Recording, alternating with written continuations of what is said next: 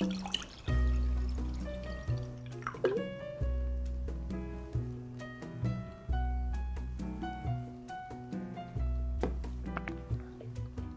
it's wet, and I'm pleased it doesn't smell like the Hudson River. But what more could there possibly be to it, right? Could water ever have enough character, complexity, and backstory for you to swap it for your favorite Cabernet Sauvignon or Pinot Noir? It's hard to imagine, but today's guest has done just that. Once a wine connoisseur with 500 bottles of wine in his cellar, Michael Mascha is the last person you'd expect to trade wine for water. I had a huge wine collection. I'm a food anthropologist by training, which means food and wine was always very important to me. Wine was really something to enjoy, to share, to discover. All these Epicurean things around the wine was what I was interested in. And now that was removed. And I looked at the other bottle I never looked at before, which was a water bottle on the table. Michael joins us to share how he became a water sommelier, advising restaurants on fine waters as opposed to fine wine. He also reveals how not just his health, but his appreciation of food and quality time with family and friends have escalated through water. Welcome to Vital Signs, where we look at how to get healthier from all angles, from the biochemical and nutritional to the things we do that nourish our minds and our souls. I'm Brendon Fallon. Michael Mascha is the author of Fine Waters, described as an encyclopedia of water by the London Times. His PhD from the University of Vienna is in anthropology and communication science. Michael, welcome to Vital Signs. Thanks for having me. Yeah, I'm really pleased to have you on because this is a subject that I think we're both passionate about. I really have a deep appreciation for water. And I actually brought a sample from New Jersey I've got here today just to get your visual impression of that. I tampered with that a little bit, admittedly. But it's probably not too far from the fact of it.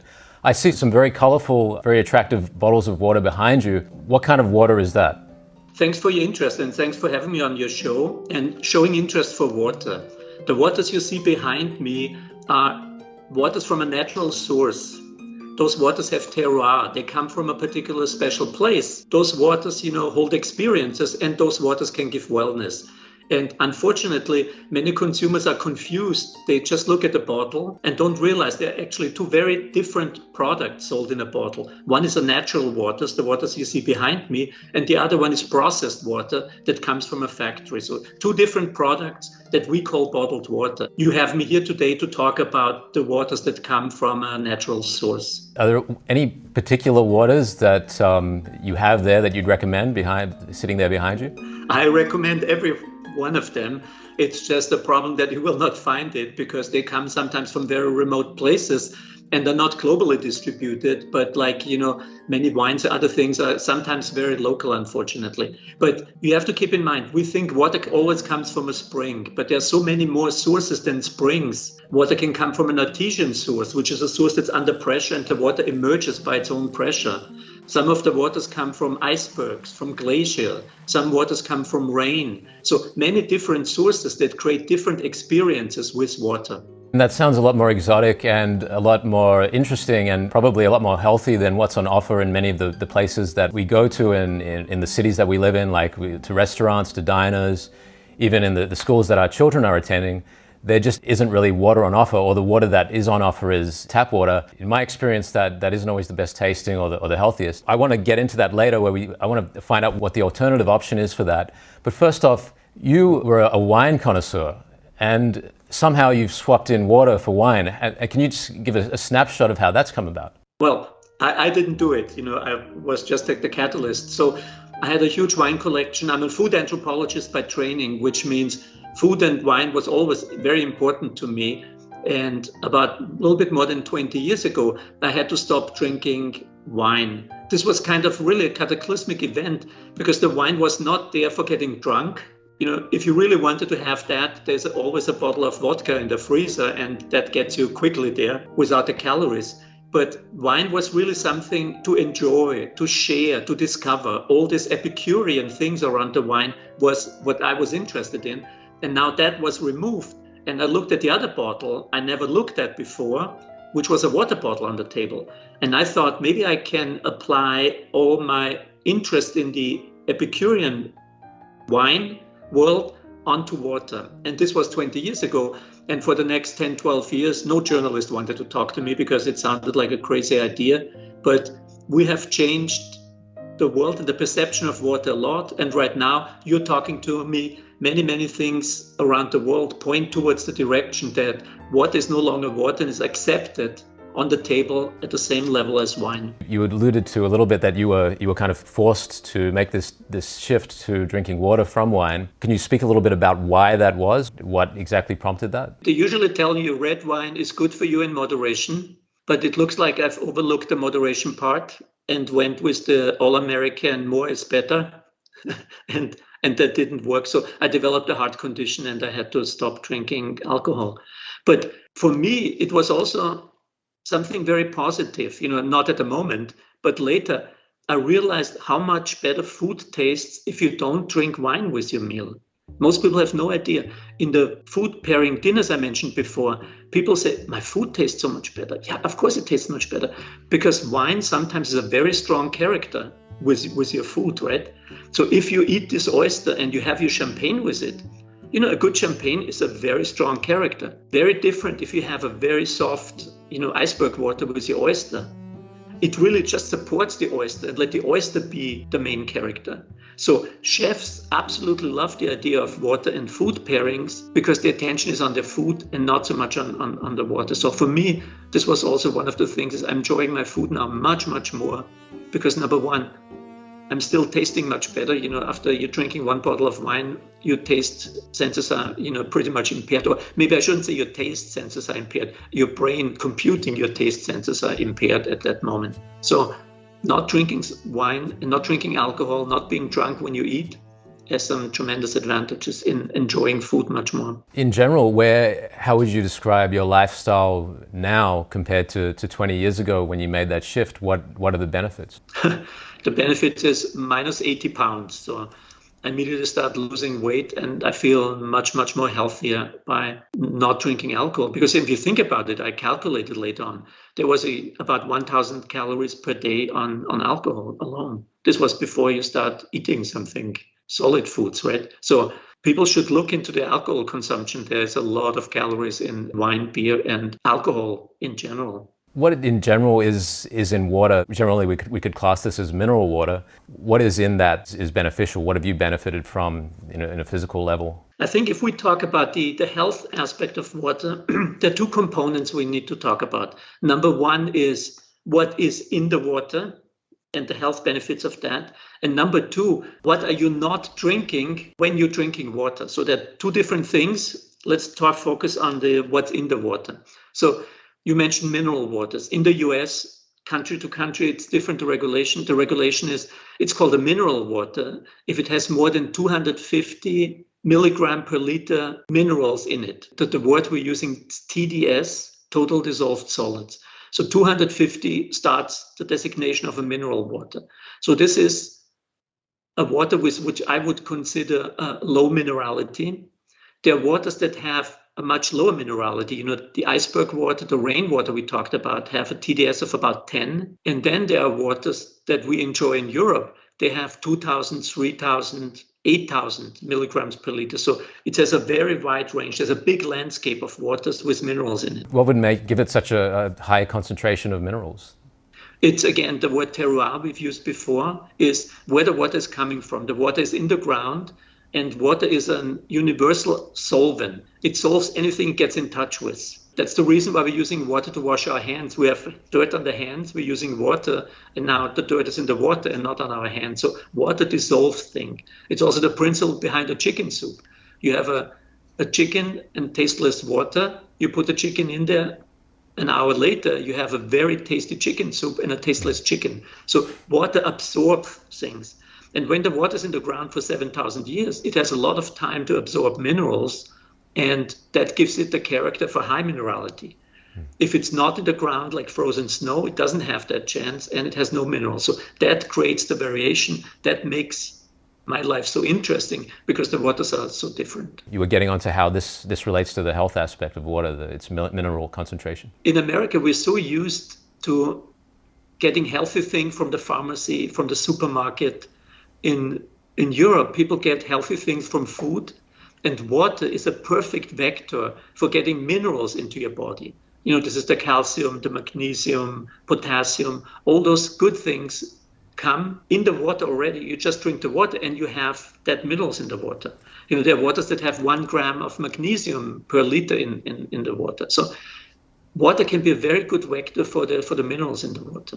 There's one thing I want to mention because it's really confusing here in the US, is this thing about electrolytes, right? So people tell you if you work out like crazy in the gym, then you need to get a Gatorade and replenish your electrolytes. Electrolytes are basically essential minerals like, sodium, calcium, potassium. And yes, there are some minerals, electrolytes in those sports drinks. But what's mainly in the sports drink is sugar. So you're drinking a sugar water, which has very minimal, maybe a TDS of 20 or 30 minerals in it. If you would instead drink a water that has a TDS of 200, you would already have 10 times more electrolytes. The only reason you buy the electrolyte thing is marketing, because it says electrolyte and electrolytes are good for you. Every mineral water in the US has more electrolytes than any sports drink. So it's a myth basically that you could get a greater benefit from one of these sports drinks than just drinking water. Yeah, exactly. But again, you need to drink a mineral water. If you drink the reverse osmosis water, you're at the same level as a sports drink because the reverse osmosis system filters out the minerals. So your system at home, and if you come back from the gym, I would drink an amount of mineral water and not the RO water, because the RO water will probably not replenish your minerals. So this was the first aspect we talked about. This is what's in the water, right? But you also have to consider when you talk about the health benefits is what are you not drinking when you're drinking water? In a restaurant, if you drink a bottle of wine and you drink a bottle of water, you're most likely not drinking 2 bottles of wine. So it's already additional benefit. We talked about the schools and the school children. If they drink water in the school, they're not drinking sodas with the high sugar level where they have, 500 calories already before it's lunchtime. So that's also an additional benefit, and it's called the outcrowding of the water. That's a really important consideration. By drinking water, not so much how the grade of the water or the quality, the mere fact of drinking water means you're not drinking a host of other much worse things for your body. And historically, I know that the appreciation of water, this really isn't a new thing. I mean, in Europe, maybe it was more something of the affluent side of society because rich people in Europe in the 18th century, the 19th century, they were going to these spas, which basically like health farms, where they would specifically drink good quality water, and they saw health benefits from that, as I understand. Yeah, absolutely. It's always good to be rich. It's sometimes a healthier life if you can afford it. Yes, absolutely. So it's the same idea of this outcrowding. 18th, 19th century, you live in big polluted city. This is the Industrial Revolution. If you live in London, it's not a nice place to live, even if you have some money, because the water is totally polluted.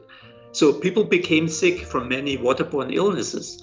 And over the summer, they went to spas, famous spa towns all over Europe with many famous names. Perrier, for example, is one of the spa towns. Evian is one of the spa towns. Many spa towns in Great Britain, Germany, Austria, all over the place. And people went there for 2 weeks, 3 weeks, 4 weeks in the summer, and they did not drink the bad water from the city. They drank the good water from the sources, had a nice meal, rested. And they all said, "Oh, the water is magic. I'm drinking the water and I'm healed." Yes, they're healed, but it was not the water. It was being removed from the bad water that helped them. And so many times you still see some health claims from waters that famous doctors subscribe to people. The idea, you need to go to this health bar. And the reason is this outcrowding, outsourcing. You drink the good thing instead of the bad thing. It's the subtraction of the bad effect that has the copious health benefit. And this water has made the transition from a commodity product to a product with terroir. We now realize that water tastes different if it comes from different places. And if you think about it, there are many other products, especially food products, that have made that transition in the same time frame. 20 years ago, salt was just salt, right? You don't know where it came from a factory. Right now, I bet you have at least 3 different salts at home. Everyone who is cooking has a Himalayan sea salt, Himalayan mountain salt, a fleur de sel, all those kind of things. So 20 years ago, salt was salt. Now It's a product with terroir. The same thing happened with chocolate. Most Americans think Hershey sells you chocolate. It's a chocolate-like substance. People understand now that chocolate comes from a particular place, tastes different. So all those food products have made the transition. Maybe you've had your own discovery of the richness and terroir of water. Or maybe not even the jaws of life could separate you from your favorite Shiraz. Either way, we'd love to hear about it. You can go to epochtv.com and find Vital Signs in the Talk Shows tab to leave your comments. Also, to get notice of new Vital Signs videos, follow me at Vital Signs Brendon on Instagram and that's SEE, Vital Signs on Twitter. As I'm sure you'd appreciate with your background in anthropology, it's something that we gather around food in general, right? If at no other occasion a family will come together, hopefully at dinner time to enjoy a meal together. And in many cultures, particularly in European cultures, wine is part of that deal.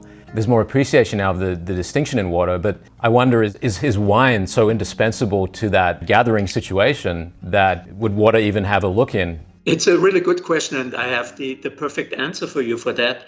It is, yes, the alcohol is not really important. It's really the ritual, the sharing, the expression of it.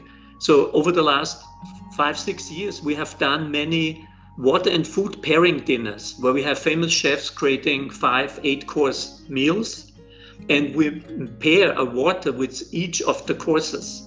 So there will be no alcohol during the whole, 2.5 hour dinner ceremony. If you walk in this place in the middle of the service, let's say 2 hours in, the whole room is talking, they're chatting with each other, there is a buzz. And the buzz is not alcohol fueled.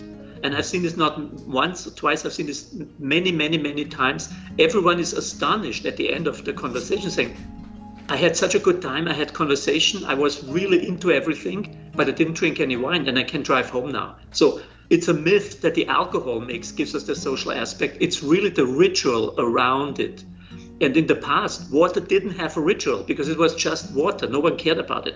But now that we elevate water to a product with terroir, we can apply all the ritual to it, serving it the right temperature, the right glass, discovering new waters, talking about the source. You can all do this now, and you don't need the wine anymore.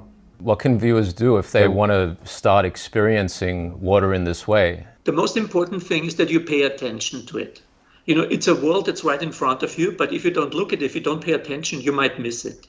New York has some great tap water. People say the pizza and the bagels taste so good, but I've been there a couple of times. It's inconsistent. I think it's probably the pipes, because sometimes it really doesn't taste good. Sometimes it tastes good. So I'm a water sommelier. I'm not a bottled water sommelier. So I'm really caring about all the waters. And I have a reverse osmosis system at home here for the water, especially we use for cooking or making ice cubes and things like this, because I also don't like the taste of the tap water I have here in Texas.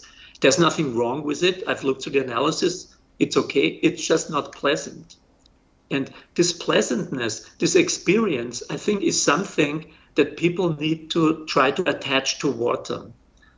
And people ask me, so what do you do? And I usually say, I give value to water, because I make people look at water again in a different way by, for example, doing a water tasting. Put 5, 6, 7 waters in front of people and say, you probably never experienced how different water can taste. And most people, it's a first-time experience.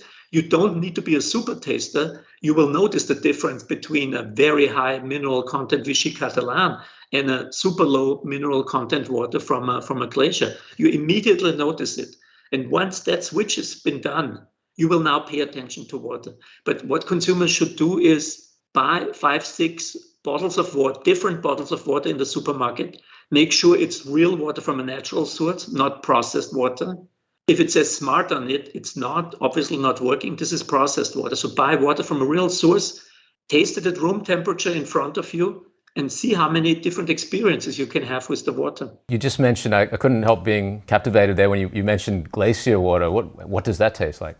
Think about it. What is it? It's, let's say, iceberg water, glacier water. What is it? It was rain that fell 4,000, 15,000 years ago, got frozen, stayed frozen, and now melted, and it's put in a bottle. So it tastes like rainwater. It's very light. It hasn't had time to absorb minerals. So it has a very soft, neutral taste. Think about it. You're standing in the rain, not in the middle of the city, but let's say in a nice countryside with clean air. and it's raining and you feel the drops on your mouth. This is how glacier and rainwater taste, because when it was frozen 4,000 years ago, there was no industrial pollution. This is basically a time capsule of how water tasted 4,000 years ago. You're talking a lot about experience here, Michael. In terms of water, a lot of people, that might be a foreign concept. So what exactly do you mean when you say the experience of these different types of water? Really good question. So what I mean by it is, in the past, we looked at water for the pure functionality of hydration. Water was water, functionality, hydration. That's all I need to know. If it's clean, if it's cold, I drink it and I'm hydrated. That's it. What I'm talking about is engaging, for example, with stories. You asked me about the iceberg water. There's so many source stories that are very interesting. Sometimes you have a water that's 7,000 years old and comes from the ground. Sometimes you have a water that's the snow melt from last year that's in your bottle. So very, very different source stories. So the experience is that you engage now with water as a product with terroir, learn about it, share the stories, and make an emotional connection to the source. You never look at water the same if you have been told this is a glacier water from Svalbard in Norway versus here is your tap water. Do you want it with ice or without ice? So this paying attention and allowing this emotional connection, the same connection a wine sommelier makes with you and the wine by telling you where it's coming from, who harvested it, north slope, south slope, sun, all those kind of things. The same thing a water sommelier does with the water, connecting you to the source, making you water appreciate. And this is what when I'm talking about giving value to water, this is what I'm talking about. Certainly, I can see how the story is so much of the whole experience, adding to the sensory experience of the water. How accessible are these waters? If someone out there wants to try a glacier-sourced water that's 5,000 to 7,000 years old, where do they go for that? So probably not the local supermarket, but like everything online, we have now many, depending where you are. You know, this program is, I probably seen all around the world, so it wouldn't make sense to mention something. But if you go to Fine Waters, my website, there's a link on each of the bottles. When you see a bottle that you like, there's a link at the bottom where to buy. And in almost all the big cities are portfolio distributors, which focus only on water and have waters from all the different world. In many instances, for example, there's one in New York, Salacious Drinks. I've curated boxes of waters for them. And you just order one box of water, you get 6 different water, you get tasting recommendations, how to taste it, how to experience the water.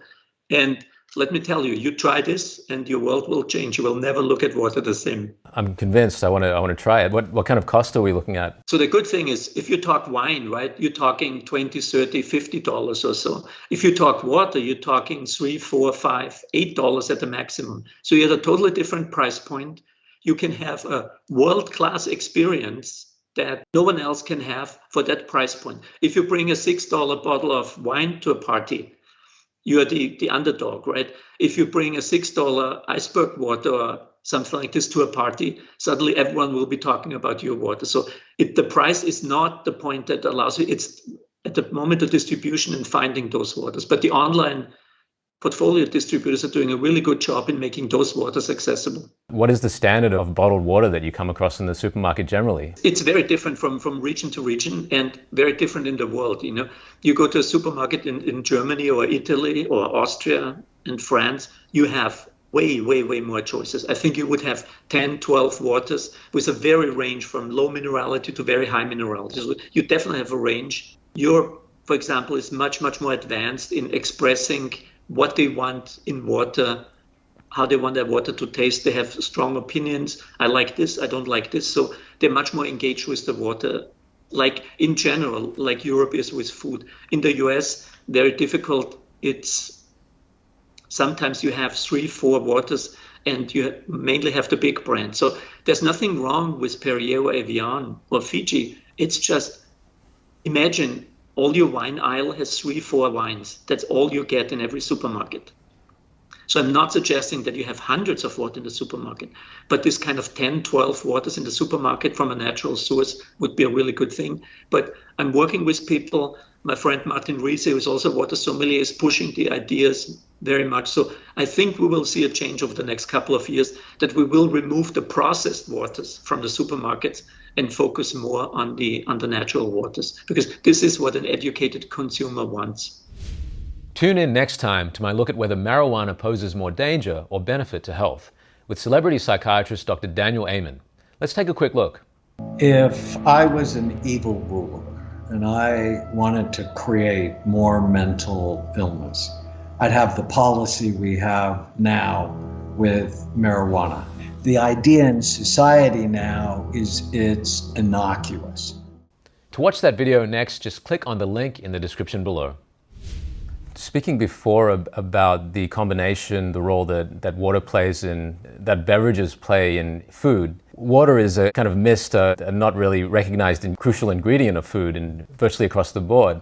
It's a crucial ingredient in coffee. How much does the quality of water contribute to the taste of food, do you think? Fantastic question, because yes, it's totally overlooked. If you think about what coffee is 80% water, right? The rest is a coffee bean. So we train water sommeliers, and one of the assignment that every water sommelier is get 5 different waters from low minerality to very high minerality. Same coffee, same brewing method, make 5 coffees with the only different variable is the water. They put the glasses in front of them, they're transparent glasses, and just looking at it, just a visual, you can see how the water influences the color of the coffee, not to speak about the taste of the coffee. So very, very important for coffee. And if you drink a really good coffee in Italy, sometimes you go to a little bar and you have your espresso and it tastes really, really good. That's not only because the coffee is good. The people have paid attention to the collaboration between the coffee and the water and created a coffee that's not just any water, that's especially designed for this particular water. So it's very important in tea as well. Same thing with tea, very different taste and flavor profiles depending, same tea, same brewing method. It's also very important in cocktails. We have done tests where we had a mixologist create a couple of cocktails with ice that was made from different waters. Cocktail test, a martini cocktail tastes significantly different if it's done with different ices. So again, the importance of water, as you mentioned. And then one of my favorite examples is chocolate. When you usually make chocolate, you make chocolate with cream or milk to make a ganache, to make it more liquid so you can form it. And the milk and the cream kind of muddles the taste of the chocolate. I've worked with a chocolatier in Denmark and one in Austria, and we have created chocolates that are made with water instead of milk. And for this point, many different waters. And he has now a chocolate, same ganache, same chocolate brand, just made with different waters. You take it in your mouth and it tastes different. So those are the aha moments when you realize, as you said, water is in so many foods. Cooking pasta with chlorinated water is totally different than cooking pasta with a RO water and a non-chlorinated water. I can see how it would make a difference with making chocolate, and as a water, like pure water, quality water, as opposed to milk. I think that's an example of how we tend to overwhelm our senses very much in society, not just our sense of taste, but if you look at people's behavior with their screens and everything, and on the taste front, everything has to be like, the sweet thing has to be the sweetest. We combine, it's not enough just to be sweet, we need to in fact bring in fat as well, hence the much appreciated cronut. And I wonder, is society, are people in general, do you think that they're ready, or they're willing to really take steps back towards a more subtle appreciation of these sensory stimuli to be able to really appreciate water? Yeah, I think so. Number one, their food is out there. And most of the time I'm talking to hardcore foodies and they understand this. But I think more and more people realize they want to know where their food is coming from, right? They want to know which farm grows their animals if they eat meat. Who grows their vegetables? You're building relationships. You're going to the farmer's market. You want to look in the eye of the people that make your food. So I think more and more people want to do that. Many people have relationships with the people that make the wine. They have been to the vineyard, they have seen them, so all those kind of things. And I think it's just a natural expansion to do that with bottled water. So I'm very confident. One last question for you, Michael. It was 20 years ago that you stopped drinking wine and switched to water because on your doctor's advice.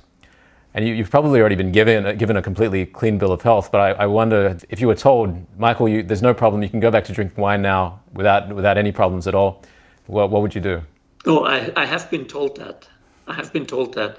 And the thing was, you know, 1 glass of wine a day would be okay. But my personality doesn't allow me to do that because I'm a very addictive personality. And, you know, 1 becomes 2, becomes 4, and it goes down. So I really enjoy this hard line I don't have to cross. So I could do, but I don't want to. I'm very happy where I am right now. And I'm very happy that I can share my experiences, not only about the not drinking alcohol, but about the thing I've discovered when I didn't have to drink alcohol with the world. And thank you very much for having me on your show. It was a pleasure talking to you. It's been a pleasure having you on, Michael, and thank you for whetting our appetite for trying diverse and richer types of water. We just looked at the health, lifestyle, and experiential value that lies in water with water sommelier Michael Mascha. The link to Michael's book, Fine Waters, A Connoisseur's Guide to the World of Premium Waters, is in the description below. As well, you'll find the link to Is Marijuana Safe?, which also looks at caffeine, alcohol, food additives, and other substances we might put into our bodies without too much thought. Please share this video with a good friend or family member to get the vital signs message out. Great to be with you. I'm Brendon Fallon.